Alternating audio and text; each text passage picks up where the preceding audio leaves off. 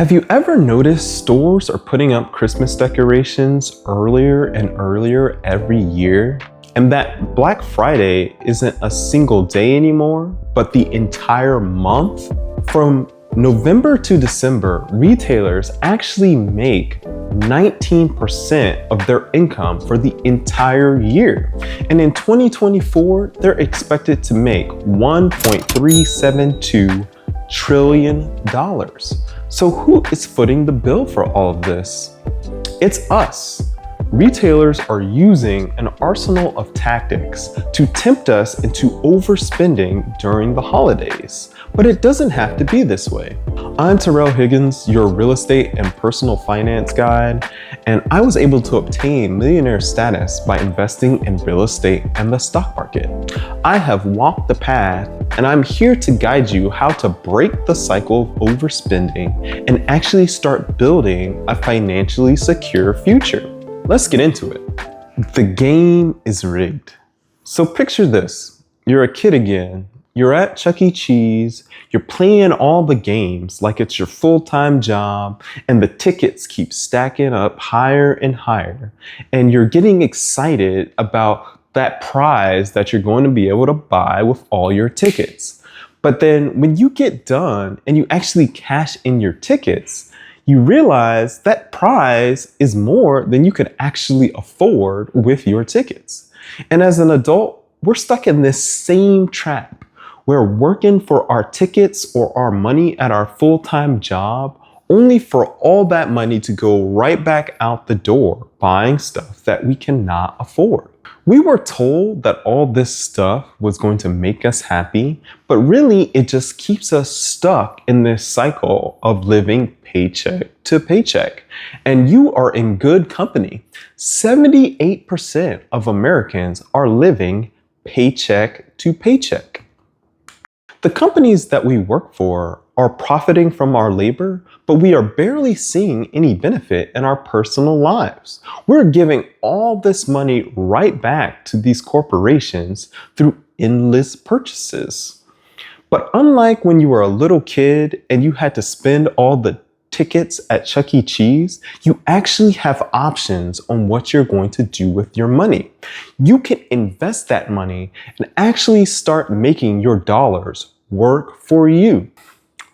Spending is an addiction. Retailers have mastered the art of convincing us to buy things that we don't even need.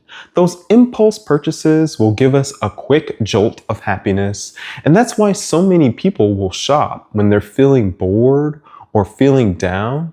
It feels good in the moment, but that high quickly fades. And you see it in advertising everywhere. They're trying to convince you that that next phone or gadget or face cream is going to solve all your life's problems. But let's be honest about some of the things that they are selling these days. Like, do we really need snail slime to put on our face? Snail slime? Snails secrete slime for 3 reasons: to move, out of stress, and for pleasure. Simone calls his machine a spa for snails because it pleasures them with a secret spray to the point that they secrete a lot of slime.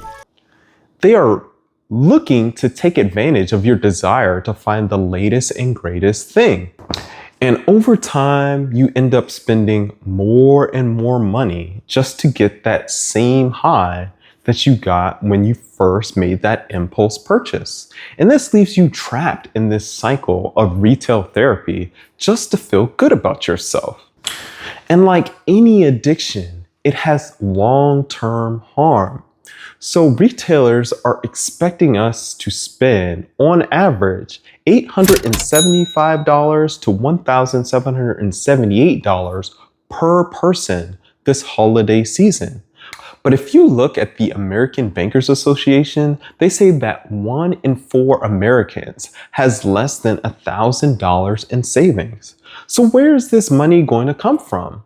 They're expecting you to put it on high interest credit cards. US credit card debt is $1.14 trillion. And 46% of US households are actually carrying a balance on their credit cards.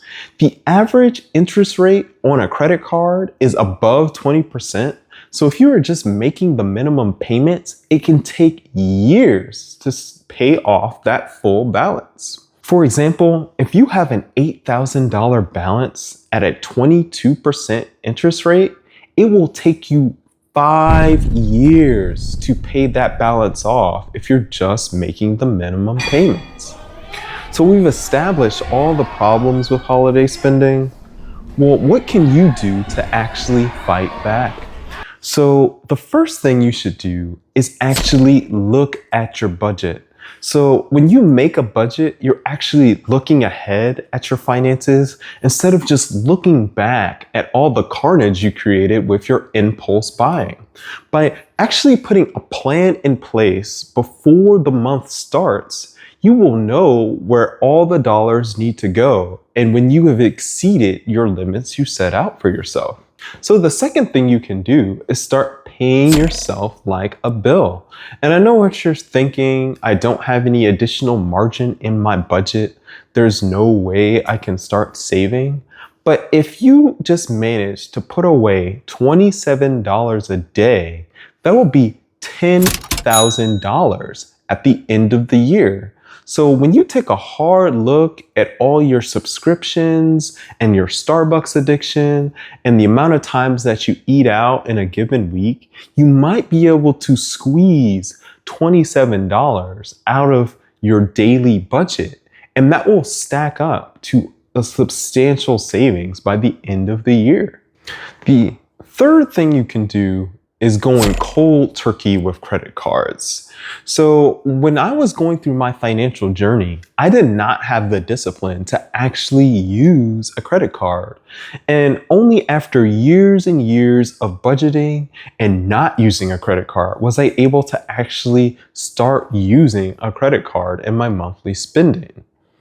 And if you are already carrying a credit card balance, cold turkey is the best way to actually start paying down that balance. Stop spending on it and start trying to focus down that high interest rate debt. You also need to stop impulse buying. If you are considering buying something on impulse, don't. Leave it in your shopping cart for at least a week.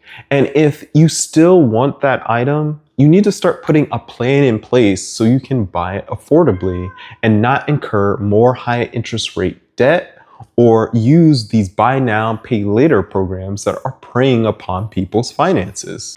And the last thing that you can do, and this is probably the hardest, is setting boundaries with your family and friends with your finances. It is essential to know what you can and cannot afford. These will be tough conversations, but you need to set those boundaries in your finances, or you will always find yourself spending more than you can actually afford.